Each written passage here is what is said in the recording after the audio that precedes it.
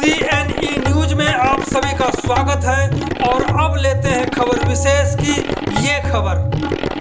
Chandigarh sector 56 school का विवाद लगातार गहराता जा रहा है।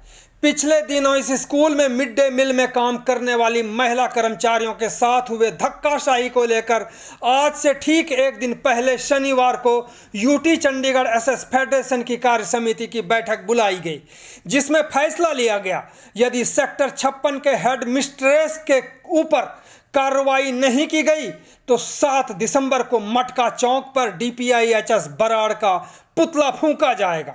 इसी को लेकर फेडरेशन के चेयरमैन हरबंस सिंह, महासचिव सुखबीर सिंह और प्रधान रंजीत मिश्रा से बात की तो उन्होंने बताया।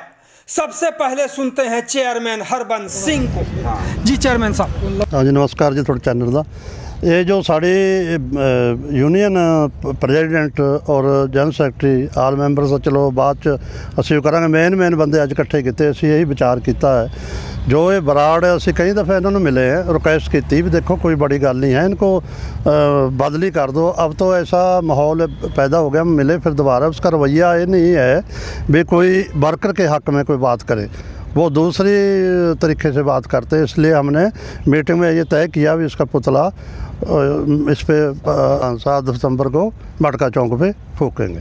अब हम बात करेंगे यूटी चंडीगढ़ एसएस फेडरेशन के महासचिव सुखबीर सिंह से। आज की बैठक में क्या फैसला लिया गया सुखबीर जी? सर, आज की बैठक में फैसला लिया गया, जो हमारे सेक्टर 56 के जो हेड है पारुल जी हैं, उनके द्वारा जो वर्करों के साथ शोषण किया जा रहा था, उसकी शिकायत हमने DPI को दी, ग्रुप डी एजुकेशन यूनियन ने दी। उस पर कोई कार्रवाई DPI की ओर से नहीं की गई।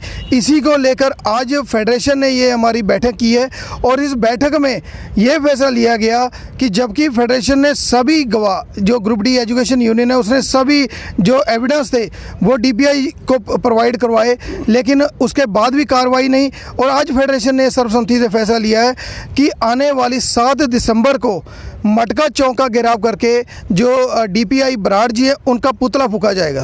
अब इसी को लेकर के हम बात करेंगे रंजीत मिश्रा से, जो फेडरेशन के प्रधान है। जी मिश्रा जी। हाँ बिल्कुल सर, सुखबीर जी ने, महासचिव जी ने बता ही दिया कि आज हमारी इसलिए फेडरेशन की वर्किंग कमेटी की सारी मीटिंग बुलाकर हमने फैसला ले लिया है कि जो 19 अक्टूबर को इसी पारुल जी दादागिरी की वजह से हमने पुतला फूंक प्रदर्शन 56 स्कूल में किया था, और उसके बाद भी सारी प्रूफ अलग होने के बाद, सारा प्रूफ देने के बाद उनके ऊपर कार्रवाई ना होना, ये कहीं ना कहीं बराड़ साहब की मिलीभगत उसमें साफ दिख रही है। उसमें रीज़न मैं बता दूं सर कि एक बहुत बड़ी हैरान कर देने वाली बात है कि जो मीटिंग रखा गया था, जो इंक्वायरी ऑफिसरों को हिदायत दी गई थी DO मैडम को कि आप 19 सेक्टर DO ऑफिस में रखेंगे, लेकिन इमीडिएट चेंज करके 56 सेक्टर में रखा गया। कहीं ना कहीं मुझे आशंका लग रहा था कि ये हमारे फेडरेशन के और फेडरेशन के लीडरशिप के ऊपर ये बहुत बड़ा वहाँ पे षड्यंत्र था जो नाकाम हो गया BDO बनाने की वजह से। नहीं तो वहाँ चेंज करना, वहाँ पे एक आउटसाइडर बुलाकर पारुल मैडम ने वहाँ पे धक्का मुक्की करवाया, हाथापाई करवाया, ये कहीं न कहीं ये सोची समझी साजिश थी। और इसमें कहीं न कहीं मुझे लगता है कि मैं कहना चाहूँगा कि मुझे लगता है कि बराड़ साहब भी कहीं ना कहीं उनके मर्जी से ये हुआ है।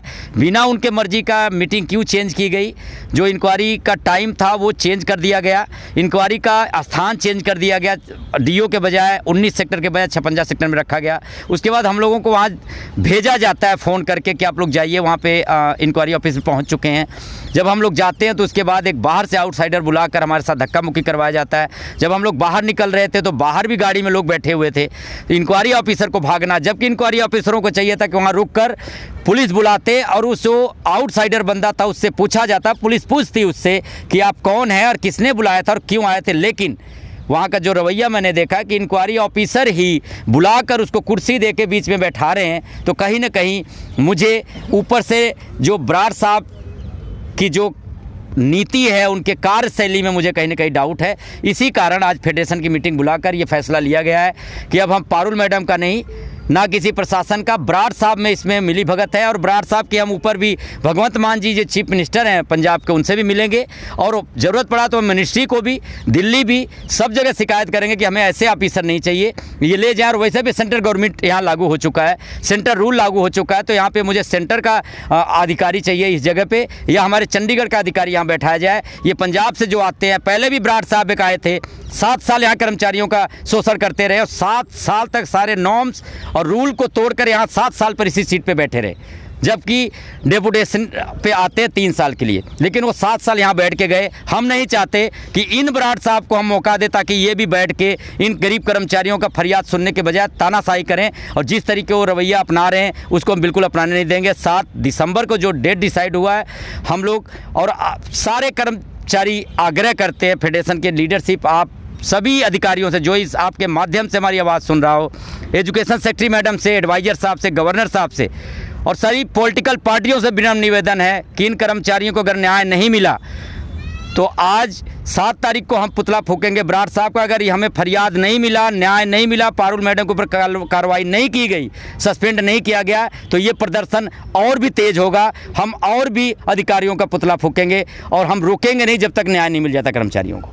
तो ये थे रंजीत मिश्रा, जिन्होंने कहा कि यहाँ के बड़े बड़े अधिकारी भी दबाव में हैं और उस दबाव के खिलाफ ये धरना प्रदर्शन और मटका चौक पर 7 दिसंबर को करने जा रहे हैं। धन्यवाद आप सभी का। बहुत बहुत धन्यवाद CNE न्यूज़ का सर। CNE न्यूज़ के साथ बने रहने के लिए आप सभी का बहुत बहुत धन्यवाद।